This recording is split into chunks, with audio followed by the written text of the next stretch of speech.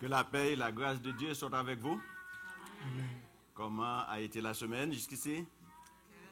Pour la nouvelle semaine qui commence aujourd'hui, j'espère que tout va bien. Eh bien, Dieu demande à son peuple, par l'intermédiaire de Moïse, de l'adorer lui seul et de l'aimer de tout, plus que tout. Donc l'adoration doit faire partie de la vie du croyant. Nous avons besoin d'adorer Dieu pour l'honorer, pour nous édifier et pour rester dans sa présence. Et c'est ce que nous sommes venus faire ce matin. Dieu est digne de louange.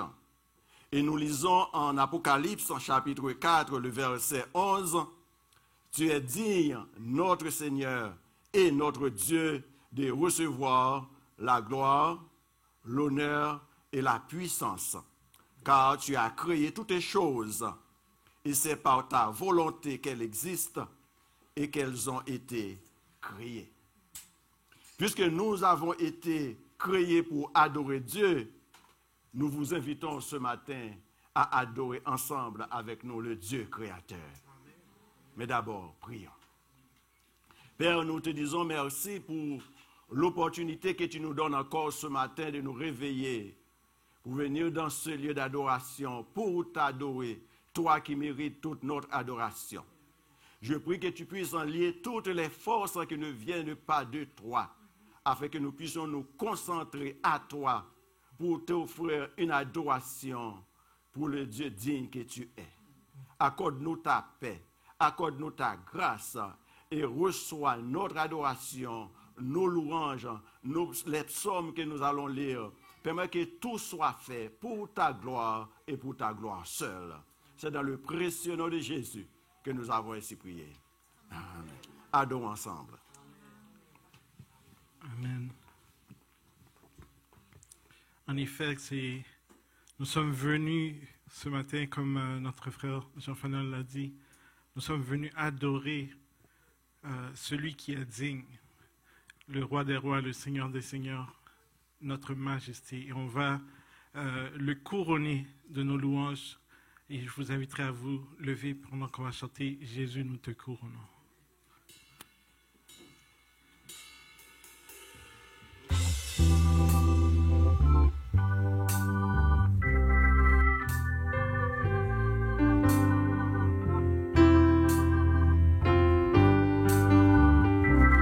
Jésus, nous te couronnons. Jésus, nous te couronnons. Nous te proclamons roi, présent au milieu de nous. Nous t'élevons par nos chants, nous t'adorons, nous t'exaltons. Viens établir ton trône éternel. Par nos louanges, nous t'invitons. Viens Jésus, prends la place du roi. Jésus, nous te couronnons. Jésus, nous te couronnons. Nous te proclamons roi, présent au milieu de nous.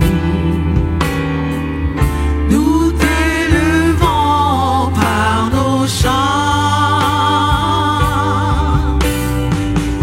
nous t'adorons, nous t'exaltons.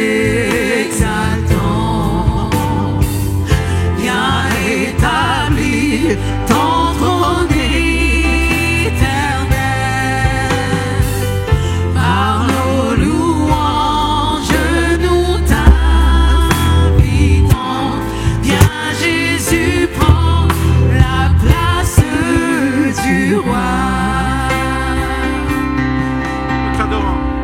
Nous t'adorons, nous t'exaltons.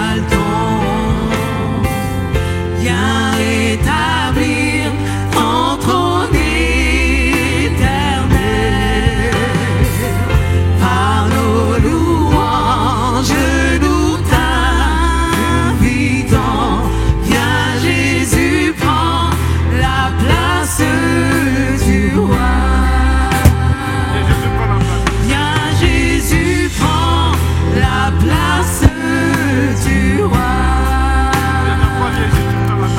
Viens Jésus, prends la place du roi.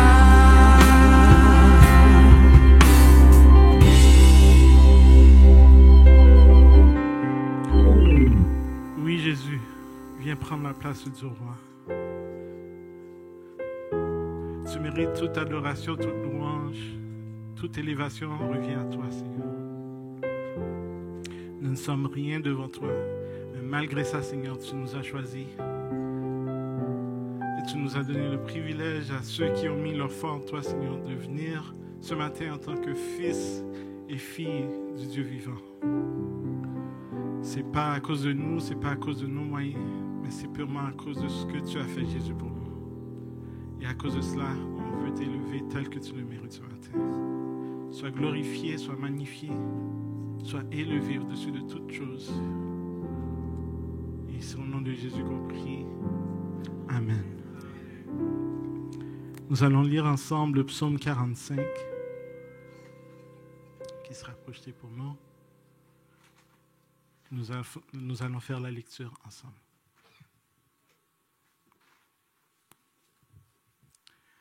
Des paroles pleines de charme dans mon cœur.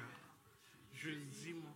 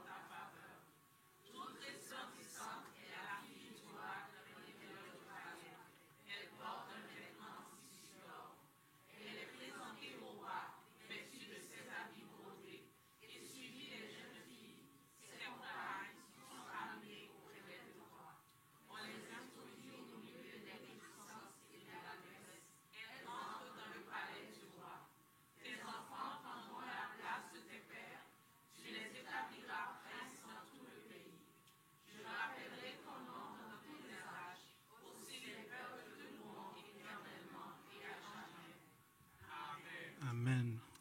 Aussi, les peuples te loueront dès maintenant et à jamais. On va élever sa majesté ensemble en chantant ce chant Majesté. À lui la majesté.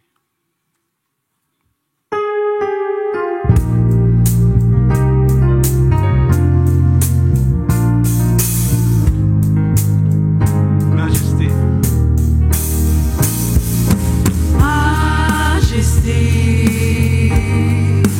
À lui la majesté, à Jésus soit louange.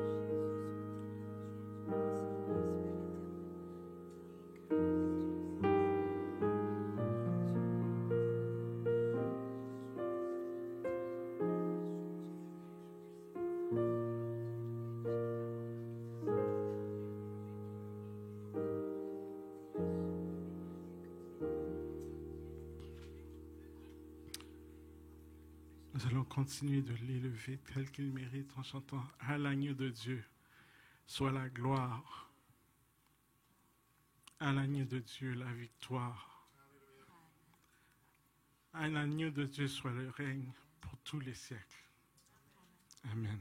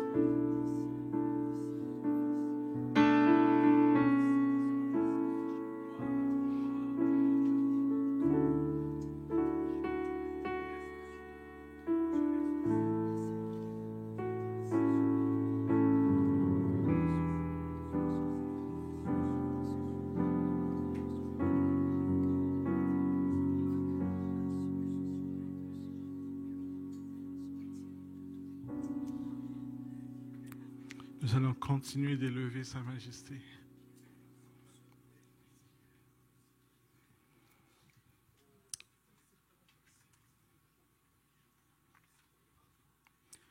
Me voici ébloui devant ta face, libre par le don de ta grâce. Me voici l'être plein de dignité, mais par la foi justifié. J'ai trouvé l'amour incomparable et mien, car tu t'es dépouillé pour te sacrifier. Majesté, majesté, ta grâce m'a pris tel que je suis, sans valeur, mais pour toi perle de prix. Majesté, majesté, par ton amour je suis transformé en présence de ta majesté. Chantons ensemble.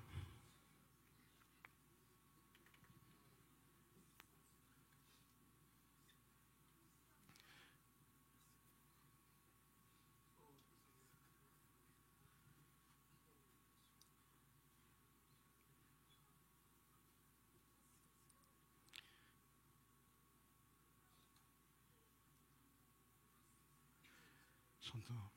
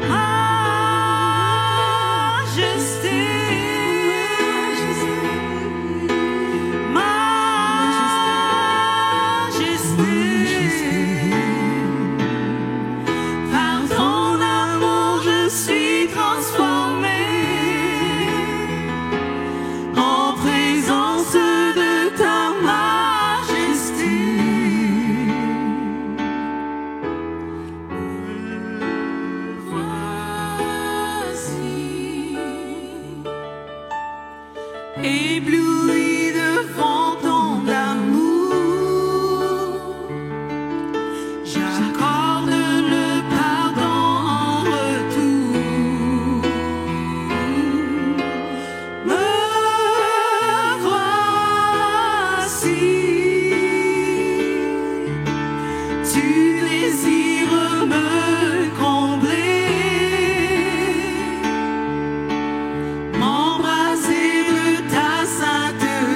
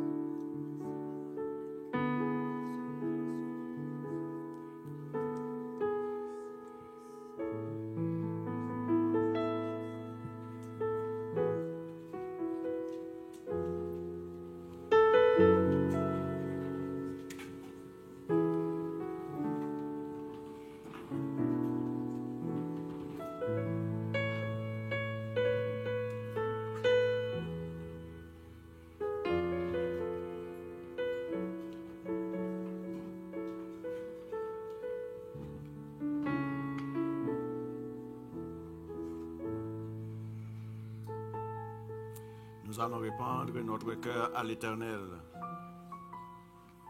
le Majesté.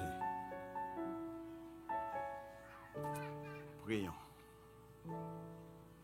Éternel, notre Dieu, notre Roi, nous voulons nous réjouir en toi pour le Dieu que tu es, pour les bienfaits envers nous et pour la vie que nous avons en Jésus. Nous voulons continuer de chanter tes bontés, ta majesté, car tu es notre bouclier, notre force, notre refuge et notre bon berger. Reçois nos actions de grâce. Père, je prie que tu nous protèges.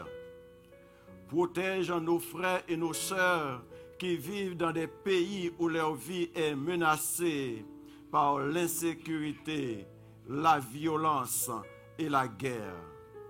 Interviens par ton bras puissant, par ta main forte et par ta droite élevée.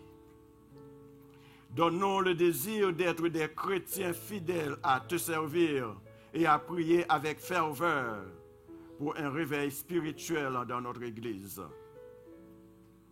Éternel, notre Dieu, le Dieu des armées, écoute notre prière. Notre âme soupire après toi et nous prions que tu touches les malades parmi nous.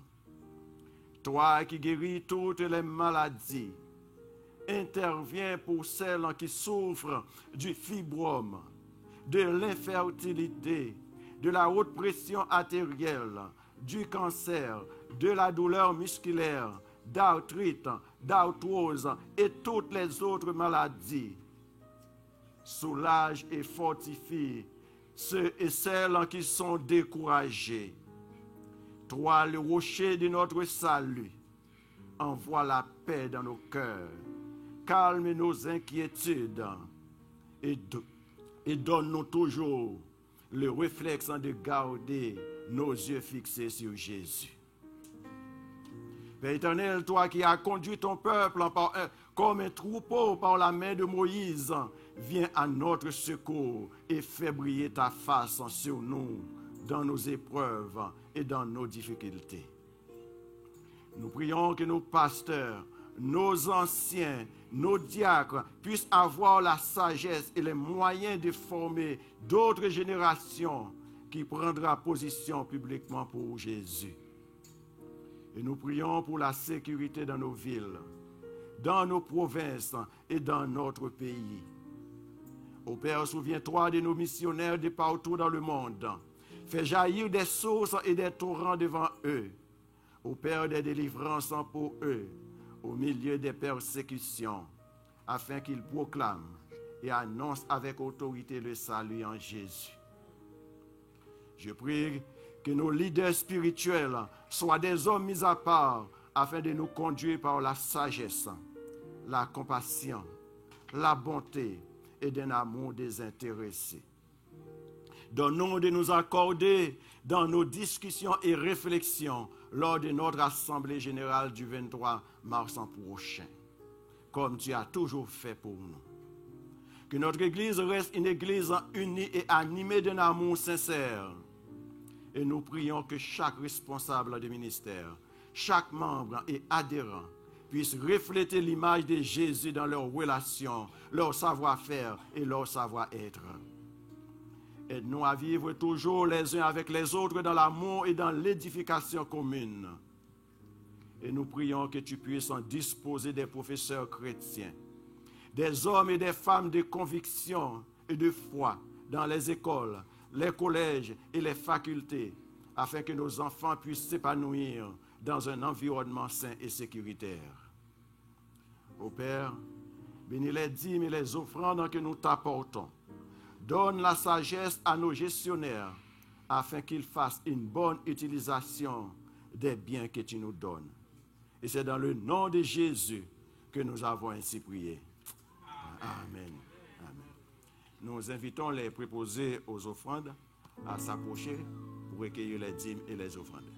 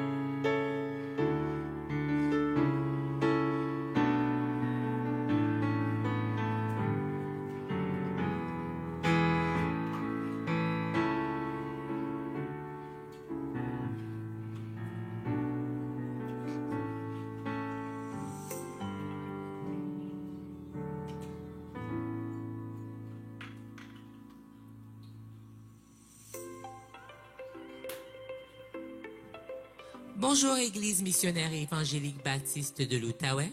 Voici vos annonces pour la semaine du 17 mars 2024.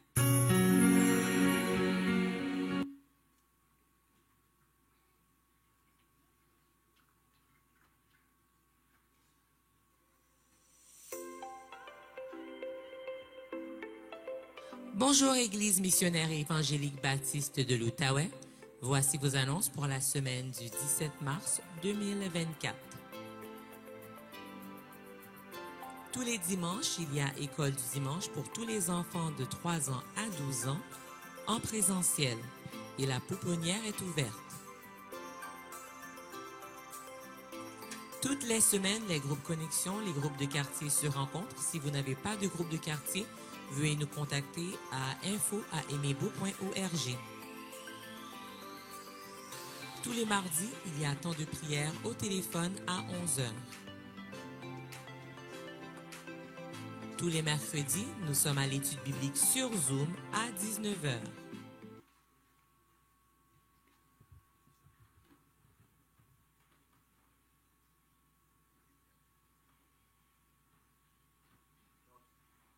Continuer avec les annonces en attendant qu'on règle le problème technique. Samedi prochain, il va y avoir une activité spéciale ici. Est-ce que vous vous rappelez c'est quoi? L'Assemblée annuelle. L'Assemblée générale. Donc, ce n'est pas seulement pour les membres, mais tous les adhérents, vous êtes tous invités. Vous êtes en grand nombre ici ce matin. Donc, samedi prochain à 18h30, 6h30 p.m., nous vous attendons tous ici. Que vous soyez membre ou non, on vous attend tous ici. D'habitude, ce sont les membres, mais cette fois-ci, on veut prendre l'habitude que ce soit tout le monde, membre ou non, on vous attend tous samedi prochain ici à 18h30 pour l'Assemblée générale. Est-ce qu'on peut continuer avec les annonces? Sinon, on va inviter Frère Patrick pour le moment missionnaire.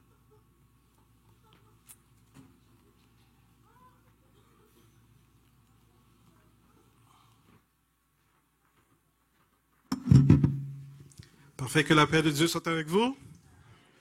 Dieu n'est pas-il bon, mes frères et sœurs? Donc, on va avoir le moment missionnaire. On est une église missionnaire, donc on doit être en... C'était pas fort. C'est une mission semi-retraitée déjà, là. On est une église missionnaire, donc on doit être en... OK, donc la mission, est-ce que c'est passif ou c'est actif? Donc, il faut qu'on soit actif. Donc, on va parler... honnêtement, cette semaine, j'avais planifié de parler de ce qui se passait à l'entour du monde au niveau missionnaire. Mais hier, j'ai eu l'occasion de rencontrer l'un de mes frères, qui est l'un de mes partenaires de redevabilité, qui est récemment devenu un pasteur de jeunesse dans une grande église dans l'ouest d'Ottawa. Et il m'a partagé quelque chose qui me bouleverse depuis lors. C'est une église qui a presque de 1000 personnes par dimanche. Mais lui, ce qui lui fait manquer de sommeil, c'est que la majorité des gens sont si bien dans leur vie. C'est des gens, des professionnels dans l'industrie. C'est une église à Canada. Des professionnels qui sont dans le niveau, ils travaillent pour des compagnies de logiciels, pour le gouvernement, des docteurs, des juges et tout ça. Donc, c'est des gens qui sont pas mal bien, financièrement, qu'ils ne voient pas leurs besoins spirituels. Pour eux, tout va bien. Et mon ami avec qui j'ai eu le bubble tea, si jamais vous n'avez jamais eu de bubble tea, il faut s'essayer. On discutait de ça, puis pour lui, c'est vraiment ça qui le dérange. Le fait que, qu'est-ce que tu dis à quelqu'un qui dit qu'il a tout? Qu'est-ce que tu dis à quelqu'un, comment tu présentes l'évangile à quelqu'un qui est confortable, que les choses vont bien? Puis souvent, on a tendance, quand on pense à la mission, on pense aux pays du tiers-monde en premier. On pense à ce qu'il y a des besoins physiques. On ne pense pas à ce qu'il y a des besoins spirituels, bien qu'il y a la richesse matérielle.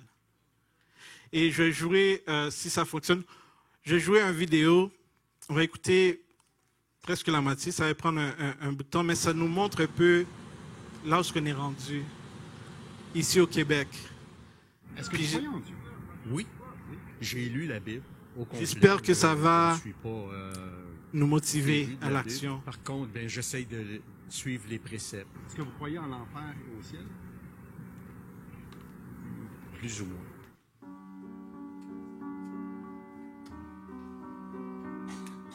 Est-ce que vous croyez en Dieu? Non. En quoi vous croyez? Ben, t'es. Je crois en l'homme. Oui puis non. Je le sais pas, là. Peut-être que oui, peut-être que non. Moi, je pense que personne ne peut le savoir. J'ai déjà. Puis maintenant, je sais pas, il y a quelque chose qui s'est effrité là, avec le temps. Partiellement. En quoi vous croyez? En rien. Ben, je suis catholique, mais je suis pas pratiquant. Beaucoup de monde de mon âge croit comme moi. Il y a un Dieu, mais pas nécessairement relié à la religion, aucune religion. Peut-être pas en Dieu, le mot Dieu, mais en quelque chose, ouais. En quoi tu crois? La science. Ben, Dieu, en fait, je crois pas en lui parce que je me dis que si Dieu existait, il y aurait pas autant de choses négatives sur la Terre. Dieu dans tout, mais sans être Dieu, c'est plutôt une puissance tout qui est connecté avec la nature. C'est deep en tabarouette, vos questions. Mon Dieu. Ben, je pense que je crois au karma, genre. Non, je crois pas en Dieu. Oui, je suis d'origine catholique. Disons qu'il y a d'autres choses à regarder dans les autres religions, mais il y a aussi d'autres avenues à regarder comme ça. Parce que tout n'est pas dit encore. C'est comme croire au Père Noël, finalement. Faut croire sans voir, tu sais. On a besoin de tangible ces temps-ci. Pour vous, Dieu égale catholique, l'Église catholique. Pour moi, oui. Non. Vous croyez pas en Dieu? Je pense pas, non. Oui, je crois en Dieu, je crois à un être supérieur, mais pas pour autant pour y parler à tous les soirs. En quoi vous croyez? En la vie, mais pas nécessairement une puissance qui va au-delà de ça. En quoi vous croyez? En moi-même, là. Une force supérieure, mais qui est pas Dieu en tant que tel, là. En quoi vous croyez? Ben, je crois qu'il y a quelque chose, mais qu'on essaie juste de le représenter par une force. Quelqu'un, c'est plus facile, genre, à convaincre les gens, mais il y a juste de quoi, là. C'est inexplicable, je pense. En fait, je crois à rien. Moi, je me sers de ce qui est prouvable et démontrable pour baser mes décisions. Est-ce que vous croyez en Dieu? Non. Non. En quoi vous croyez? Une force supérieure. Ouais, pareil. Question très embêtante, des fois oui, des fois non. Est-ce que tu crois en Dieu? Oui. Oui. Est-ce que vous croyez en l'enfer et au ciel? Non. Non, pourtant. Je crois pas tant en Dieu, mais je crois que dans la vie, là, il y a des choses spéciales qui arrivent. Puis ces choses-là, ils pourraient pas arriver sans une force. Est-ce que vous croyez en Dieu?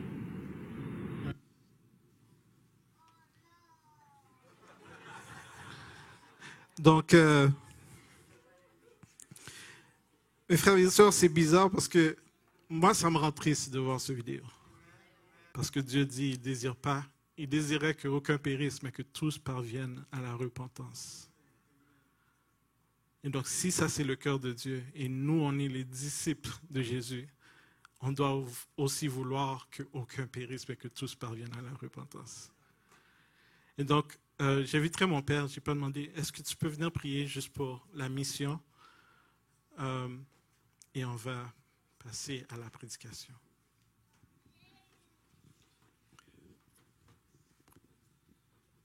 Père Céleste, à la fois notre cœur est partagé par la reconnaissance de ce salut merveilleux que tu nous as donné et qui a fait de nous ce que nous sommes aujourd'hui, des hommes et des femmes réconciliés avec toi, des hommes et des femmes en qui l'Esprit de Jésus-Christ habite, des hommes et des femmes envoyés pour participer à la mission de Jésus, qui était venu chercher et sauver ceux qui étaient perdus.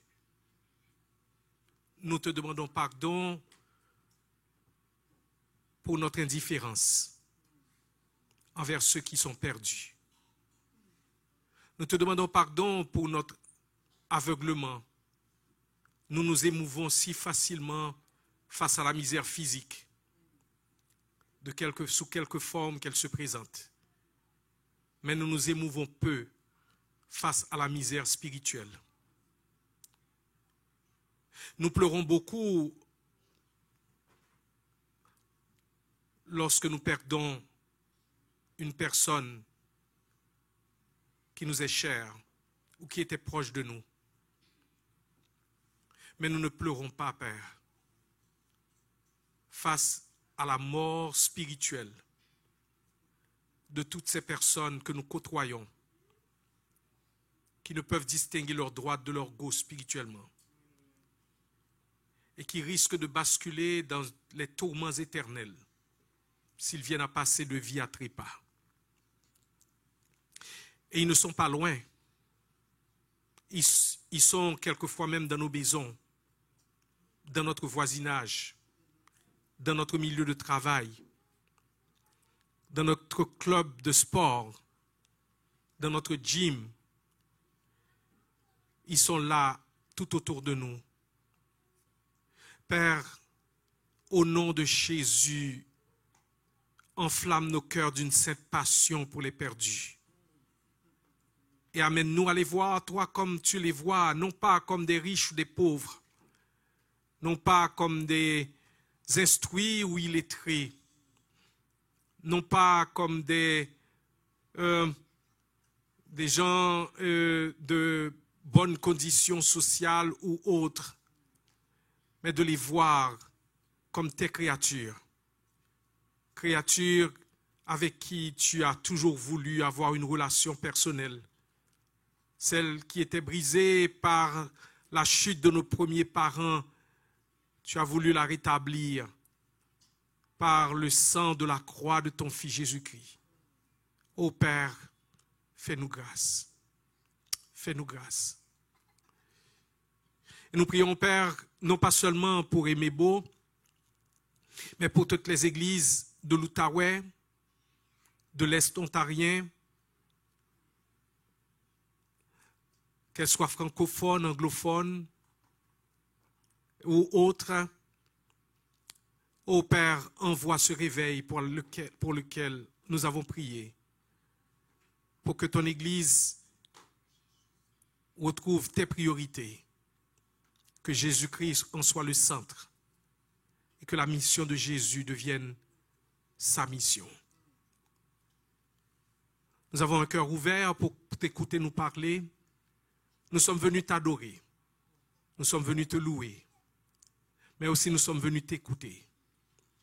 Parle à nos cœurs et que nous repartions d'ici comme des missionnaires déterminés, passionnés, encouragés, fortifiés par l'Esprit pour porter la parole de vie dans ce monde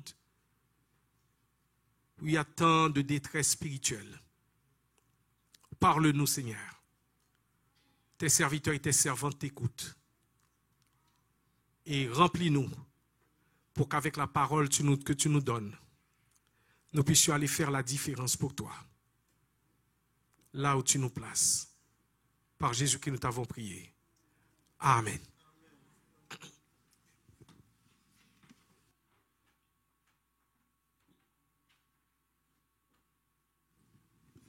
Nous invitons les enfants et les moniteurs à monter pour leur classe.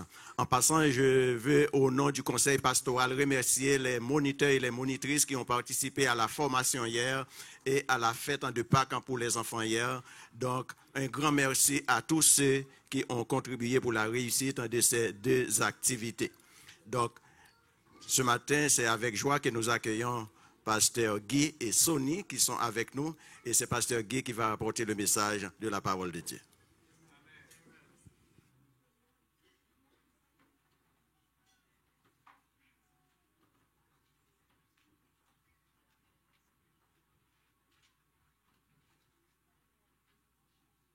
Je vous salue dans le nom du Saint, du véritable, celui qui a la clé de David, celui qui ouvre et personne ne fermera, et ferme et personne n'ouvrira. C'est dans ce nom-là que je vous salue ce matin. Donc Sonny et moi, nous sommes heureux d'être avec vous et nous vous amenons les chaudes salutations de vos frères et sœurs d'Egebo. Et c'est un plaisir de voir les visages familiers et voir comment les enfants grandissent vite. Ça ne nous rajeunit pas, frères et sœurs, mais En tout cas, ils grandissent et nous disons merci à Dieu pour ça. Donc ce matin, Pasteur Arsène et moi, nous faisons un échange de chair. Et il est à Egebo, tandis que moi, je suis ici. Et je veux remercier publiquement Pasteur Arsène parce que c'est un homme avec qui il est facile de travailler. Amen. Un homme vraiment... vous avez un ouvrier, un vrai serviteur de Dieu avec vous. Amen. Et on passe, même si on ne vous se voit pas souvent, mais j'ai régulièrement de vos nouvelles. Parce qu'on se parle au moins une fois par semaine. Et on partage, on échange. Je dis merci à Dieu pour cela. Est-ce que vous êtes prêts pour l'écoute de la parole de Dieu, frères et sœurs? L'homme ne vit pas de pain seulement, mais l'homme vit de tout ce qui sort de la bouche de Dieu. Levons-nous pour la lecture du texte sur lequel va porter notre méditation. Et comme vous allez voir, au fil de la prédication, l'Esprit de Dieu est à l'œuvre ce matin. Parce que beaucoup des thèmes touchés déjà, c'est exactement le sujet du message. Nous lisons dans Romains chapitre 10, versets 1 à 13. L'apôtre Paul dit aux Romains, nous lisons ensemble. Frères, le vœu de mon cœur et ma prière à Dieu pour eux, c'est qu'ils soient sauvés. Je rends témoignage qu'ils ont du zèle pour Dieu, mais sans intelligence, ne connaissant pas la justice de Dieu et cherchant à établir leur propre justice. Ils ne sont pas soumis à la justice de Dieu, car Christ est la fin de la loi pour la justification de tous ceux qui croient. En effet, Moïse définit la justice qui vient de la loi. L'homme qui mettra ces choses en pratique vivra par elles. Mais comment pas? Ne dis pas en ton cœur qui montera au ciel, c'est en faire descendre Christ. Ou qui descendra dans l'abîme, c'est faire remonter Christ d'entre les morts. Que dit-elle donc? La parole est près de toi, dans ta bouche et dans ton cœur. Or, c'est la parole de la foi que nous prêchons. Si tu confesses de ta bouche le Seigneur Jésus, et si tu crois dans ton cœur que Dieu l'a ressuscité des morts, tu seras sauvé. Car c'est en croyant du cœur qu'on parvient à la justice, et c'est en confessant de la bouche qu'on parvient au salut. Selon ce que dit l'Écriture, quiconque croit en lui ne sera point confus. Il n'y a aucune différence en effet entre le juif et le grec, puisqu'ils ont tous un même Seigneur qui est riche pour tous ceux qui l'invoquent, car quiconque invoquera le nom du Seigneur sera sauvé. Amen. Amen. Parole du Seigneur. Et nous prions selon les mots de l'apôtre Pierre. Si quelqu'un parle, qu'il annonce les paroles révélées de Dieu. Si quelqu'un accomplit un service, qu'il le fasse avec la force que Dieu communique, afin qu'en tout, Dieu reçoive la gloire qui lui est due à travers Jésus-Christ. C'est à lui qu'appartiennent la gloire et la puissance au siècle des siècles. Amen. Merci, veuillez vous asseoir. Et le titre de notre message ce matin, c'est « Le salut disponible pour tous ». Le salut disponible pour tous. Et, chers amis, alors que nous nous préparons à entrer dans cette fête de Pâques, alors que nous venons de voir cette ténèbre spirituelle, ma prière pour nous, c'est que Dieu nous donne une nouvelle révélation cette année. Une révélation de la croix, qu'on n'aborde pas la fête comme on l'a abordée par les années passées, mais dans une nouvelle dimension, frères et sœurs, pour réaliser ce que Jésus a fait pour nous. Parce que l'évangile de la grâce, du salut par grâce, c'est l'évangile de la croix. Et ce matin, je suis venu vous parler de la croix. On vient de voir des gens dans une profonde ténèbre spirituelle et l'apôtre Paul dit que la prédication de la croix est une folie pour ceux qui périssent, mais pour nous qui sommes sauvés, elle est une puissance de Dieu. Elle est une puissance de Dieu, la croix. Pourquoi la croix est importante dans la théologie chrétienne? Parce que c'est en allant à la croix qu'on peut recevoir le salut. C'est à la croix que nos fardeaux sont tombés. La croix est pour nous ce que l'arche était du temps de Noé. En dedans de l'arche, c'est la vie. En dehors de l'arche, c'est la mort. Quelqu'un qui ne vient pas à la croix, quelqu'un qui ne passe pas par la croix, ne peut pas avoir une vie heureuse.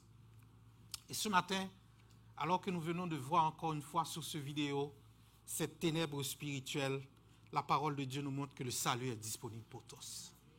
Dieu veut sauver encore ce matin. Dieu veut libérer encore ce matin. Dans un monde déchu, pas vrai, qui sépare les hommes selon l'origine ethnique, le statut socio-économique, la croix de Christ rassemble encore ce matin. La croix de Christ vient rassembler ce matin. La croix de Christ vient nous rassembler ce matin. Et par la croix de Christ, par la foi en ce que Jésus-Christ a fait sur cette croix, vous et moi, nous sommes pécheurs, mais nous pouvons être déclarés justes.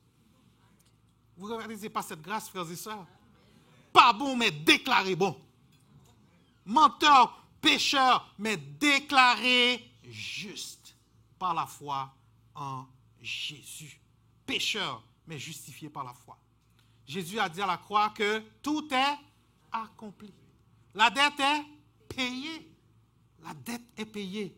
Et quelqu'un a dit, cela signifie que le salut est quelque chose d'extérieur à moi, quelque chose avec lequel je n'ai rien à voir. Je n'y ajoute rien, je n'y enlève rien. Je le reçois simplement comme un cadeau du Seigneur.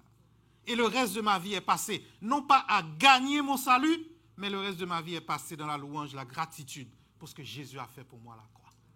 Quelle grâce, frères et sœurs. La croix est au centre de l'évangile.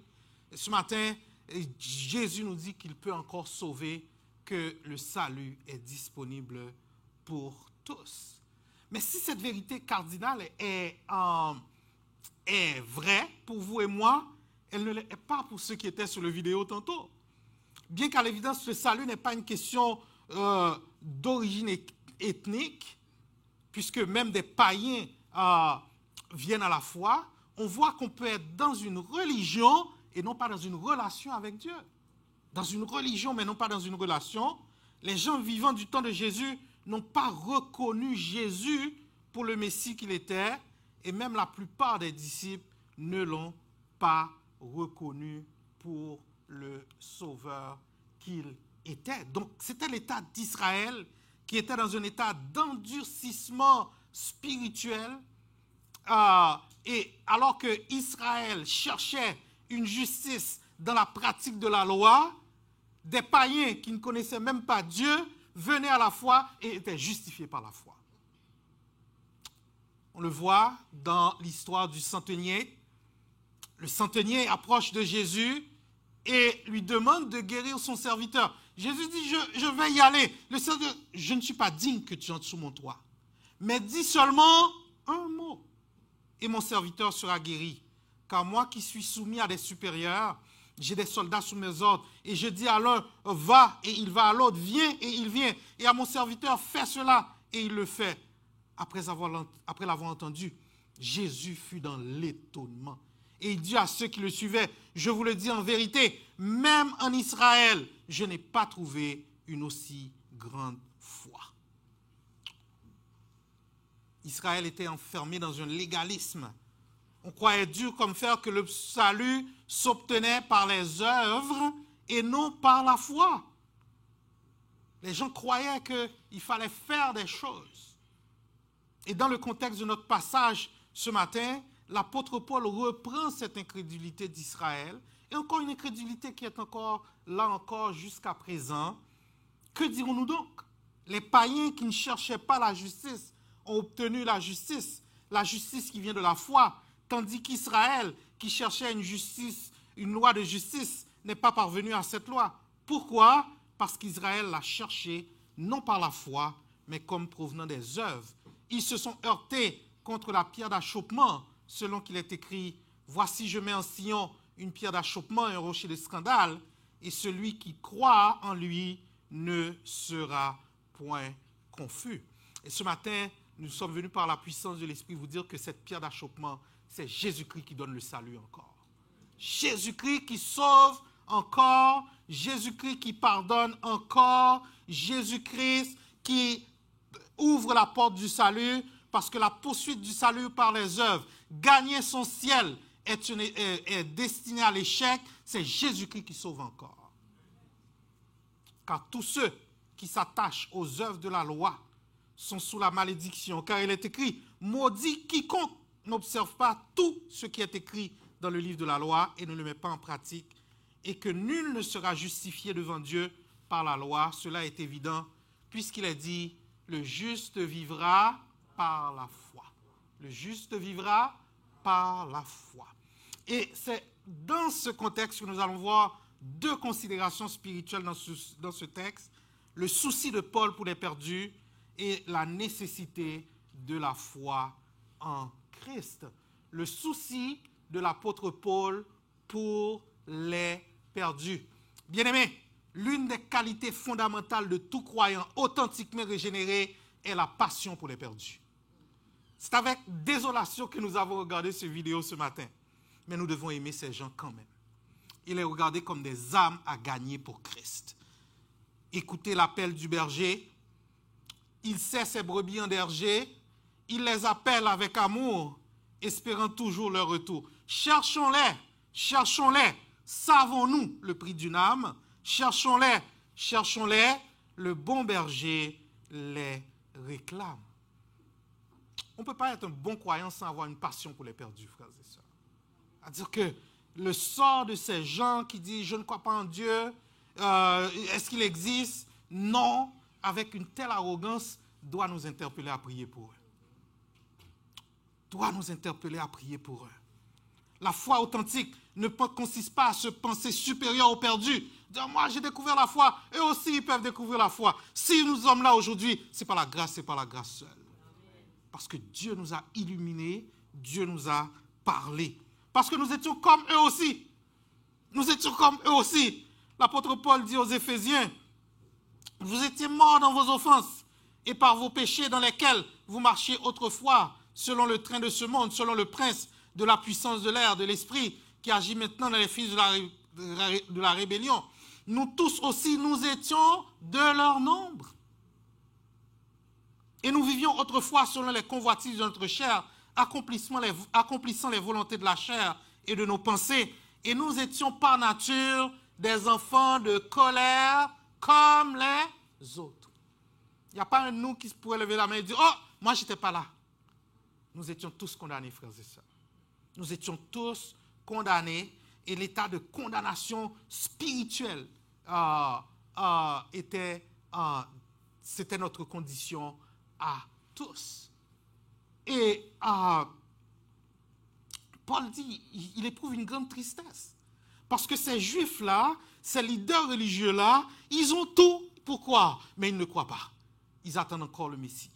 Car je voudrais moi-même être anathème et séparé de Christ pour mes frères, mes parents selon la chair, qui sont israélites et à qui appartiennent l'adoption et la gloire et les alliances et la loi et le culte et les promesses et les patriarches et de qui est Jésus selon la chair, le Christ qui est au-dessus de toutes choses, Dieu béni éternellement. Vous savez qu'on peut avoir tout et en même temps n'avoir rien, frères et sœurs? Vous pouvez avoir tout et en même temps n'avoir rien. Eh bien, c'était le cas de ces juifs-là. Et ce matin, la parole nous dit que vous pouvez avoir tout dans la vie. Si vous n'avez pas Jésus, vous n'avez pas le salut. Vous n'avez rien, nous n'avons absolument rien. Donc, et malgré toutes ces choses-là,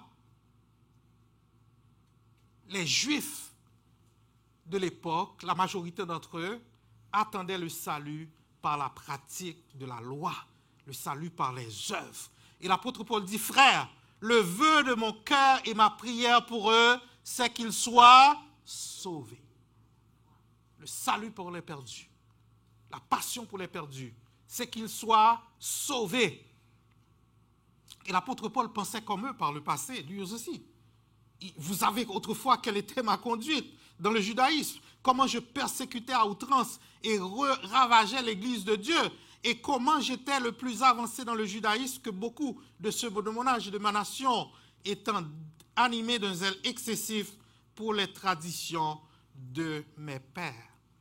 Et un des dangers de la vie chrétienne, frères et sœurs, c'est d'arriver dans une phase de la vie chrétienne où on dit, moi j'ai ma relation avec Dieu, et on oublie les autres. Vous êtes là? Une phase d'insensibilité. Et je donnais un exemple cette semaine. Vous étiez pour la plupart à Igebo. Avec le cycle de nouvelles qu'on a maintenant, certaines situations, lorsqu'elles arrivent, elles nous frappent au début et après un temps, on ne les voit plus. Je vais vous donner un exemple. La guerre en Ukraine. Au début de la guerre, on montrait les mamies là en train d'être traînées, puis les gens qui doivent courir, et puis tout le monde était choqué. Waouh, c'est terrible, c'est malheureux. Wow, qu'est-ce qui... Maintenant, on nous montre ces mêmes images et on ne réagit pas, frères et sœurs. L'insensibilité. Que Dieu nous garde de l'insensibilité, frères et sœurs. Que Dieu nous garde de cette insensibilité. Et sur la rue King Edward, maintenant, si c'était mal quand vous étiez là, c'est 10 fois plus mal maintenant. Parce qu'il y a le fentanyl, il y a le crack, les gens sont vraiment pliés en deux. Il y a une misère humaine qui a atteint un niveau hyperbolique. Que Dieu nous garde de l'insensibilité. Parce que si ce n'est pas nous qui sommes là, c'est la grâce de Dieu. On aurait pu être là aussi. On aurait pu être là aussi. Mais Dieu a fait grâce, frères et sœurs. Et l'apôtre Paul démontre ici un souci premier du croyant. Le croyant authentique a une passion pour les perdus. Le croyant authentique, authentiquement régénéré, a une passion pour les perdus. J'ai été faible avec les faibles, afin de gagner les faibles. Je me suis fait à tous, afin de sauver de toute manière quelques-uns.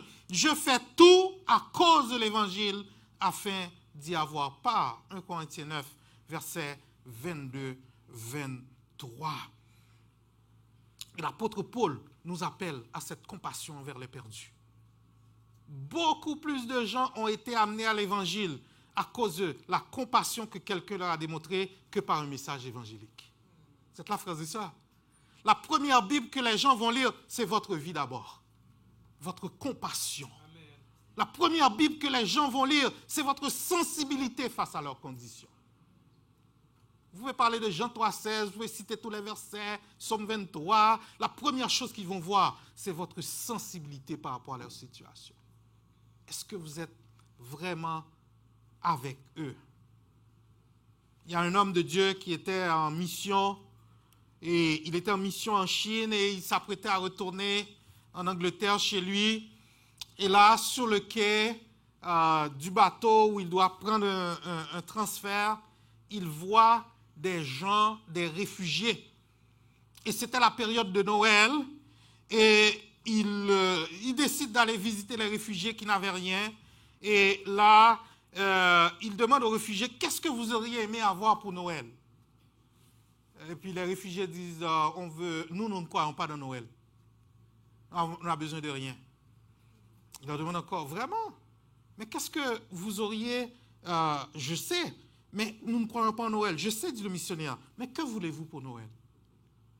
Là, les réfugiés disent, il y a une pâtisserie allemande là qui est vraiment bonne. Et puis, cette pâtisserie est vraiment bonne. Le missionnaire est allé vendre son billet de retour, acheter des tonnes de cette pâtisserie-là et a amené aux réfugiés. Et là, quand il racontait l'histoire un peu plus tard, un de ses étudiants l'a dit, mais pourquoi tu as fait ça? Ils n'étaient même pas croyants. Pourquoi tu as donné tes ressources à des gens qui n'étaient pas croyants? Et le missionnaire de répondre, ils n'étaient pas croyants, mais moi je le suis. Mais moi je le suis. C'est-à-dire que Dieu nous appelle à voir au-delà et à démontrer une compassion au nom de Jésus. C'est ce que Dieu nous dit ce matin. Je le sais, répondit-il, mais moi je crois en Jésus. Un homme de Dieu recommande la prière suivante. Jésus, ce que tu as été pour moi, c'est ce que je serai pour les autres. Jésus, ce que tu as été pour moi, c'est ce que je serai pour les autres. En priant, je vais mesurer la compassion de la croix par la puissance de la résurrection. Il nous a été fait grâce, frères et sœurs, et Dieu nous appelle à faire grâce en retour. Le souci pour les perdus. Et Jésus avait cette compassion pour les perdus. Comme il s'approchait de la ville, Jésus, en la voyant, pleura sur elle. Je leur rends témoignage, dit Paul, de ce qu'ils ont du zèle pour Dieu, mais sans intelligence. Il y a beaucoup de gens dans l'église, frères et sœurs, qui sont actifs. Zèle, mais sans intelligence. Sans intelligence. Et c'était le cas des leaders religieux juifs de l'époque. faire beaucoup de choses, beaucoup de pratiques de la loi, mais sans intelligence, parce qu'ils cherchaient la relation dans les œuvres et non pas dans la foi. Ils ont rejeté la justice offerte par Dieu. Ils cherchent à réaliser leur propre justice par l'observance de la loi. Et c'est ce que beaucoup de gens encore croient ici. Ils peuvent gagner leur ciel. Ils sont à leurs yeux de bonnes personnes. Ils font leur possible. Ce matin, la parole nous montre que les efforts humains ne vont nous mener nulle part, frères et sœurs. Nous avons besoin de la foi en Jésus. C'est la foi qui sauve. C'est la foi qui sauve. Les efforts humains ne conduiront nulle part, car Christ est la fin de la loi pour la justification de tous ceux qui croient. Ne croyez pas que je suis venu abolir la loi ou les prophètes. Je suis venu non pour abolir, mais pour accomplir. Or, c'est par lui que vous êtes en Jésus-Christ, lequel, de par Dieu, a été fait pour nous sagesse, justification et sanctification et rédemption. La justification est par la foi en Christ ce matin. La justification, être déclaré, être trouvé juste, ne dépend pas de nos œuvres, mais dépend de la foi en Jésus seul.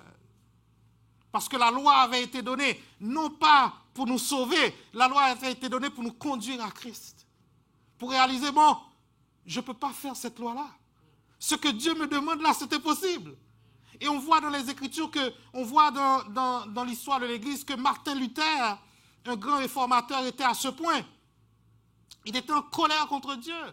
Il dit, Dieu, tu me demandes quelque chose d'impossible. Donc, la loi n'est pas possible. Jusqu'à ce qu'il lise l'Épître aux Romains. Je n'ai point honte de l'Évangile. C'est une puissance de Dieu pour le salut de quiconque croit. Le juste vivra par la foi. Par la foi, nous dit l'Évangile. Donc la première chose que nous réalisons ce matin, c'est Paul avait un souci pour les perdus. Et la deuxième réalité que nous voyons ce matin, c'est, excusez-moi, si on pourrait remonter l'acétate, Bernard, mon frère, la nécessité de la foi en Christ. Le texte que nous lisons, frères et sœurs, met en opposition deux justices. La justice qui vient de la loi et la justice qui vient de la foi. En effet, Moïse définit ainsi la justice qui vient de la loi. L'homme qui mettra ces choses en pratique vivra par elles. Or, l'Évangile nous dit que nul ne sera justifié par les œuvres de la loi. Il n'y a rien que vous puissiez faire pour gagner votre ciel, sinon que placer votre confiance en Jésus. Rien, absolument rien, sinon que placer sa confiance en Jésus. Le salut par la foi en Christ. Et là, Paul est en train de citer l'Ancien Testament. Il dit, ne dis pas en ton cœur qui montera au ciel, c'est en faire descendre Christ. Ou qui descendra dans l'abîme, c'est en faire remonter d'entre les morts. Et ça, c'est une notion fondamentale de l'Évangile. L'Évangile ne nous demande pas l'impossible, frères et sœurs. Dieu ne nous demande pas l'impossible. L'impossible a déjà été accompli pour nous par Jésus. Dieu ne vous demande pas de monter au ciel, descendre en enfer, aller traverser l'abîme. Jésus a déjà tout fait pour vous. Et moi, et nous devons placer notre confiance en lui. Vous savez, il y a des religions, on dit, vous devez faire ci, vous devez passer par tel degré, vous devez aller là, vous devez monter tel chef, vous devez rencontrer tel gourou. Jésus a déjà tout fait pour nous, frères et sœurs. Jésus a déjà tout fait. Il n'y a rien à ajouter à son œuvre. Du rocher de Jacob, toute l'œuvre est parfaite. Il n'y a rien à rajouter à cette œuvre. Venez à moi, vous tous qui êtes fatigués et chargés, et je vous donnerai du repos. Prenez mon joug sur vous et recevez mes instructions, car je suis doux et humble de cœur, et vous trouverez du repos pour vos âmes, car mon joug est doux et mon fardeau léger. Si vous arrivez dans une église, on vous demande de faire quoi que ce soit pour être sauvé, autre que placer votre confiance en Jésus, vous êtes dans la mauvaise église. Parce que Jésus a déjà tout accompli pour nous. Il a déjà tout accompli. Il a déjà tout payé pour nous. L'évangile Et la foi est la condition du salut. Christ ayant déjà tout accompli pour nous. Le grand évangéliste Moody était à la fin d'une campagne d'évangélisation. Et il y avait un jeune homme dans la salle. Il était là les soirs, mais à la toute fin, il réalise qu'il faut qu'il donne sa vie au Seigneur. Et alors que les gens étaient en train de ranger l'équipement, Moody s'apprête à aller chez lui. Et là, le jeune homme vient. Il dit, Pasteur Moody, qu'est-ce que je dois faire pour être sauvé? Moody dit, faire pour être sauvé, il est trop tard. Tu ne peux pas faire pour être sauvé. Mais cependant, si tu places ta confiance en Jésus, Jésus a déjà tout fait pour toi pour être sauvé. On ne peut pas faire pour être sauvé. La justification par la foi est la charpente de tout l'édifice de la foi chrétienne. C'est sur cette charpente-là que repose la foi chrétienne. Sans la justification par la foi, il n'y a pas de foi chrétienne. L'homme ne peut être trouvé juste devant Dieu. Étant donc justifié par la foi, nous avons la paix avec Dieu par notre Seigneur Jésus-Christ. L'évangile, ce n'est pas ce que nous pouvons faire pour Dieu, mais de considérer ce que Dieu a déjà fait pour nous en Jésus. C'est ça l'évangile. L'évangile, quelqu'un a dit, et l'apôtre Paul lui-même, il dit, je regarde toute chose comme une perte à cause de l'excellence de la connaissance de Christ, mon Seigneur, pour lequel j'ai renoncé à tout et je le regarde comme la boue afin de gagner Christ et d'être trouvé en lui, non avec ma justice, celle qui vient de la loi, mais celle qui s'obtient par la foi en Christ, la justice qui vient de Dieu par la foi. Nous n'avons pas à trouver un sauveur, nous n'avons pas à acheter un sauveur, nous avons déjà un sauveur en Jésus. Gratuitement. Où irais-je loin de ton esprit? Où fuirais-je loin de ta face? Si je monte aux cieux, tu y es. Si je me couche au séjour des morts, t'y voilà. Si je prends les ailes de l'aurore et que j'ai habité à l'extrémité de la mer, là aussi ta main me conduira et ta droite me saisira. Quel Dieu merveilleux, frères et sœurs. L'évangile, quelqu'un a dit que l'évangile, ce n'est pas une question de faire, c'est une question de se laisser faire par Jésus.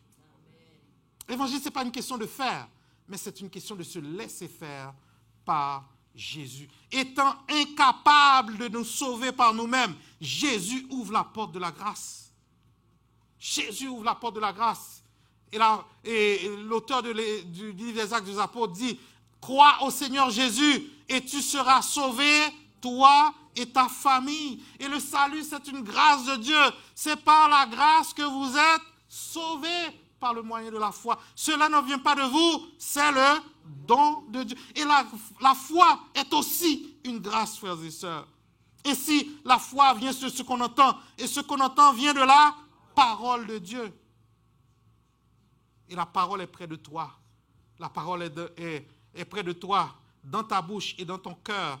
Or là, c'est la parole de la foi que nous prêchons. Et cette parole, c'est Jésus lui-même, le Logos. Et la parole a été faite chair. Elle a habité parmi nous, pleine de grâce et de vérité, et nous avons contemplé sa gloire comme la gloire du Fils unique venu du Père. Jésus a rendu ce témoignage, Jean a rendu ce témoignage, et s'est écrié, c'est lui dont j'ai dit, celui qui vient après moi m'a précédé, car il était avant moi. Et nous avons reçu de sa plénitude, et grâce pour grâce, car la loi a été donnée par Moïse, la grâce et la vérité sont venues par Jésus.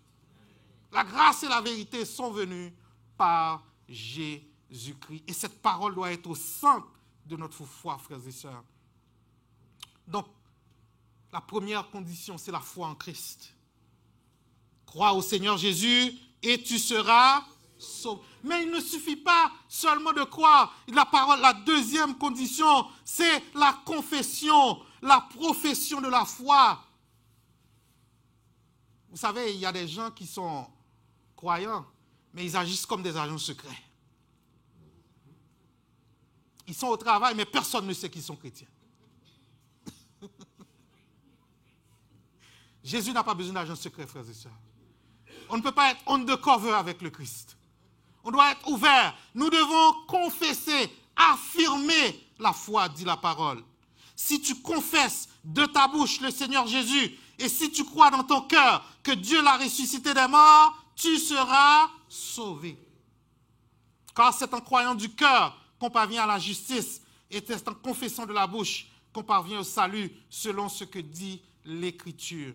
C'est pourquoi, dit Jésus, quiconque me confessera devant les hommes, je le confesserai aussi devant mon Père qui est dans les cieux. Mais quiconque me reniera devant les hommes, je le renierai devant mon Père qui est dans les cieux. L'apôtre Pierre l'a confessé à la question « Qui dites-vous que je suis ?» Simon-Pierre a répondu « Tu es le Christ, le Fils du Dieu vivant. » La femme samaritaine l'a confessé. Alors la femme, ayant laissé sa cruche, s'en alla dans sa ville et dit aux gens « Venez voir un homme qui m'a dit tout ce que j'ai fait. Ne serait-ce pas le Christ ?»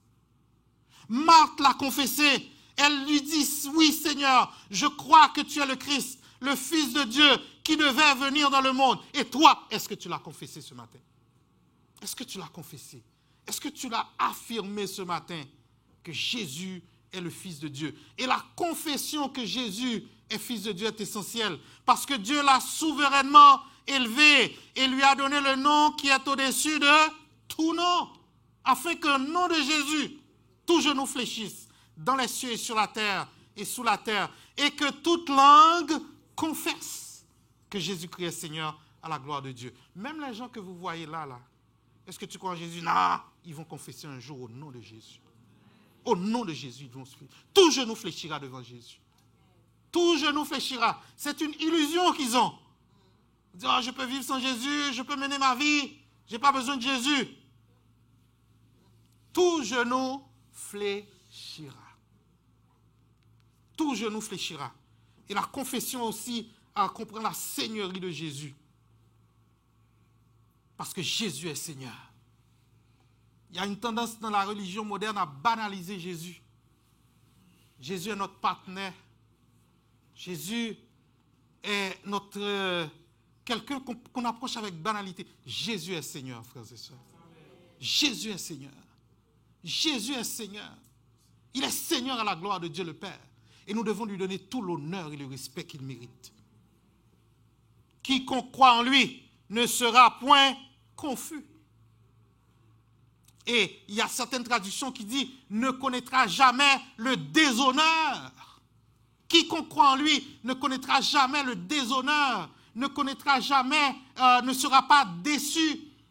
C'est-à-dire, oui, il peut arriver des époques dans la vie, des circonstances où on est déçu, où il y a des circonstances, mais Jésus nous accompagne dans ces épreuves-là. Jésus nous accompagne. Nous ne sommes pas seuls. Il nous a dit, je ne te délaisserai point, je ne t'abandonnerai point. Et le déshonneur suprême qu'il faut éviter dans la vie, c'est quand vous arrivez à la fin des temps, Jésus est assis sur le trône. Et vous dites, Jésus, ouvre-moi la porte. Il dit, dehors, je ne vous ai jamais connu, vous qui commettez l'iniquité. Vous dites, oui, j'étais à Emebo pendant 10 ans. J'étais dans la chorale à Egebo. J'étais pasteur. Celui qui le prend pour appui, celui qui place sa confiance en Jésus ne sera jamais dans la confusion. Jamais dans la confusion, dit la parole. Jamais dans la confusion. Parce qu'il est roi des rois, Seigneur des seigneurs. Quand on tourne les regards vers lui, le visage est rayonnant de joie. Il ne se couvre pas de honte. Et maintenant, petits enfants, demeurez en lui, afin que lorsqu'il paraîtra, nous ayons de l'assurance et qu'à son avènement, nous ne soyons pas confus et éloignés de lui. L'apôtre Paul fait ressortir une autre caractéristique du salut ici, l'universalité du salut. Notre Dieu ne fait exception de personne. Israël croyait que le salut était réservé exclusivement aux Juifs.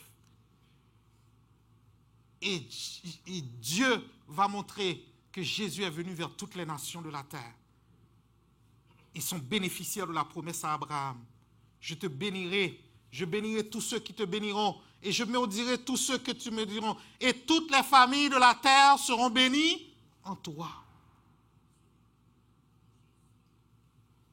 Il n'y a ni juif ni grec, il n'y a plus ni esclave ni libre, il n'y a plus ni homme ni femme, car tous vous êtes un en Jésus-Christ.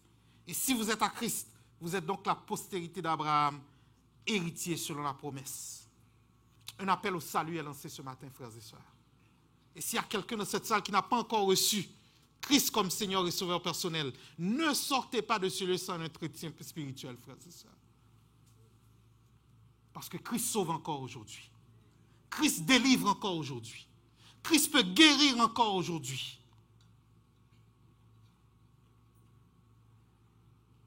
Vous tous qui avez soif, dit le prophète Ésaïe, venez aux eaux. Même celui qui n'a pas d'argent, venez acheter et manger. Venez acheter du vin et du lait sans argent, sans rien payer. Pourquoi pesez-vous de l'argent pour ce qui ne nourrit pas? Pourquoi travaillez-vous pour ce qui ne rassasie pas? Écoutez-moi donc et vous mangerez ce qui est bon et votre âme se délectera de jours de mets succulents. Et l'apôtre Paul va terminer ce passage par une citation de l'Ancien Testament. Car quiconque invoquera le nom du Seigneur sera sauvé. Quiconque invoquera le nom de Jésus sera sauvé. Et rapidement, pour terminer, frères et sœurs, je ne vais pas vous dire que le pasteur d'Ottawa a pris trop de temps. C'est déjà 5 minutes. Pasteur, la première application, c'est un appel au salut, frères et sœurs. Nous ne pouvons pas naviguer les eaux troubles de ce monde sans la lumière de l'Évangile. Et comme nous l'avons vu tantôt, nous avons des collègues, nous avons des gens dans la détresse autour de nous. Des collègues de travail déprimés, des voisins qui ne connaissent pas Dieu. Et que Jésus veut sauver ce matin. Jésus a un rendez-vous ce matin. Et on voit cet homme, cet aveugle. Jésus allait passer, il entend que Jésus allait passer. Et il criait, Jésus, fils de David, aie pitié de moi. Car ceux qui marchaient le reprenaient pour le faire taire. Mais il criait encore plus fort, fils de David, aie pitié de moi. Est-ce qu'il n'y a pas quelqu'un dans la détresse ce matin qui a besoin de cet appel, qui a besoin de crier à Jésus?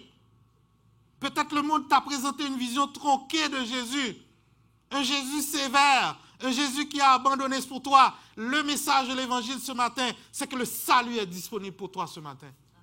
Le salut est disponible pour toi ce matin. Il y a un demi-tour possible ce matin. Il y a un nouveau départ possible ce matin. Ce n'est pas pasteur Arsène qui va te le donner. Ce n'est pas pasteur Guy qui va te le donner. C'est Jésus lui-même qui ouvre la porte du salut. Quiconque invoquera le nom du Seigneur sera sauvé. Jésus est la pierre qu'ont rejeté ceux qui bâtissaient et qui est devenue la principale de l'ordre. Il n'y a de salut en aucun autre nom, car il n'y a sous le ciel aucun autre nom qui a été donné parmi les hommes par lequel nous devrions être sauvés. La deuxième application, c'est de réaliser son besoin de justice. Parce que nous sommes dans un salpêtrin, frères et sœurs. Tous ont péché et sont privés de la gloire de Dieu. Il n'y a pas de juste, pas même un seul. Donc nous avons besoin d'une justice. Et ce matin, la justice qui sauve, c'est la justice de la foi en Jésus. La justice de la loi ne nous conduira nulle part. Nos œuvres ne nous conduiront nulle part. Nous avons besoin de la foi en Jésus ce matin. Et il nous faut redoubler nos efforts d'évangélisation, comme on vient de le voir avec ces gens autour de nous. Et ces gens-là, vous les voyez, mais ce sont les chauffeurs d'autobus. Ils ont vos vies entre leurs mains, frères et sœurs. Ils ont nos vies entre leurs mains. Ce sont les pilotes d'avion que nous montons. Ce sont les chauffeurs de taxi que nous prenons de Uber. Alors vous allez mettre vos vies dans ces mains. Nous avons besoin de prier pour eux, frères et sœurs. Mais il est une chose, bien-aimée, que vous ne devez pas ignorer. C'est que le Seigneur, c'est que devant le Seigneur, un jour est comme 1000 ans, et 1000 ans comme un jour. Le Seigneur ne tarde pas dans l'accomplissement de sa promesse, de la promesse, comme quelques-uns le croient. Mais il use de patience envers vous, ne voulant pas qu'aucun périsse, mais voulant que tous arrivent à la repentance. Et la question fondamentale qui résume tout ce message, c'est qui est Jésus pour toi? Qui est Jésus pour toi ce matin? C'est la question qui résume tout le message. Et la question existentielle de la vie. Qui est Jésus pour toi? Quelqu'un a dit, pour l'architecte, il est la pierre angulaire. Pour l'astronome, il est le soleil de justice. Pour le banquier, il est le trésor caché. Pour le médecin, il est le grand médecin. Pour l'agriculteur, il est le semeur et le seigneur de la moisson. Pour le philosophe, il est la sagesse. Pour le travailleur, il est celui qui donne le vrai repos. Mais pour le chrétien, il est le Fils du Dieu vivant, le Rédempteur et le Sauveur. Il est le Fils du Dieu vivant, le Rédempteur et le Sauveur. Que la paix de Dieu soit avec vous, frères et sœurs. Alors que nous...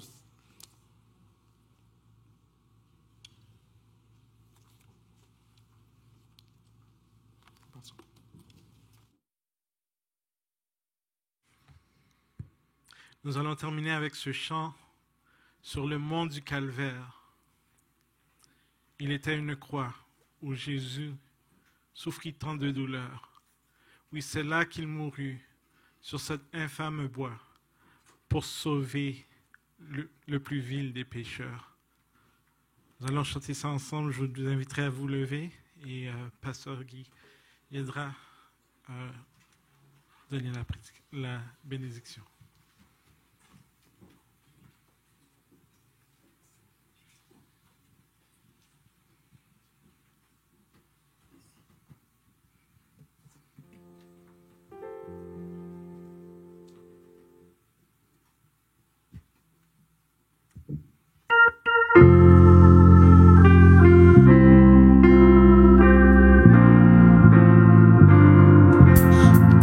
Sur le mont.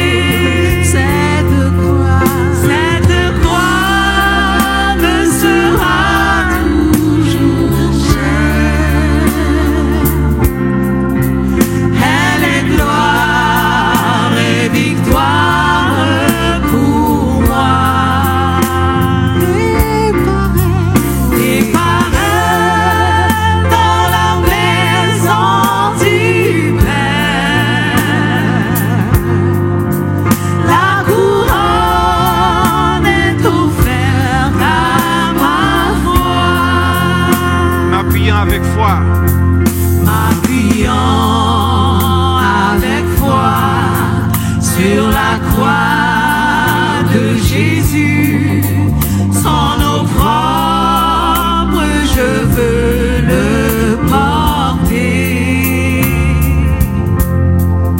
jusqu'au jour bienheureux où parmi les élus dans le ciel je pourrai l'exalter. Cette croix me sera toujours chère. Elle est gloire et victoire pour moi. Et par elle, dans la maison du Père, la couronne est offerte à ma foi. Encore une fois, cette croix me sera toujours chère. Cette croix me sera toujours chère. Elle est gloire et victoire pour moi. Et par elle, dans la maison du Père, la couronne est offerte à ma foi. Et par elle, dans la maison du Père, Et par elle, dans la maison du Père, la couronne est offerte à ma foi. une dernière fois, et par elle, dans la maison du Père. Et par elle, dans la maison du Père, la couronne est offerte à ma foi.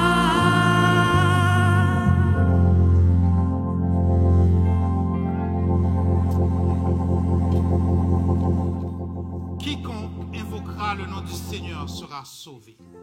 Éternel Papa, merci pour ta parole qui nous éclaire et qui adresse toutes les préoccupations de nos vies. Papa, que cette parole ne coule pas sur nous, mais qu'elle coule en nous, Éternel. Qu'elle ne retourne pas à toi selon ta promesse, sans effet, sans avoir tourmenté, perturbé, nous amener à nous poser des questions. Fais-nous grâce, Papa. Rencontre-nous chacun de nous dans cette parole et bénis notre mission au cours de cette semaine. Nous allons dans ce monde de ténèbres. Nous allons, Seigneur, vers les chauffeurs de taxi, vers tous ceux qui t'ont rejeté, tous ceux qui pensent peut-être qu'ils n'ont pas encore besoin de toi. Utilise-nous. Fais de nous des flambeaux qui brillent dans ce monde de ténèbres, portant bien haut le flambeau de l'évangile, en disant: je n'ai point honte de l'évangile. C'est une puissance de Dieu pour le salut. Utilise nos bouches, utilise nos pieds, utilise nos mains. Donne-nous d'être compatissants au cours de cette semaine. Et que ta bonne main soit sur nous. Au nom de Jésus. Amen. Que la grâce du Seigneur Jésus, l'amour de Dieu le Père, la douce et intime communion de l'Esprit soit et demeure sur chacun de nous. Allons dans la paix du Seigneur et bonne mission à tous. Good job. Soyez bénis. Ma soeur.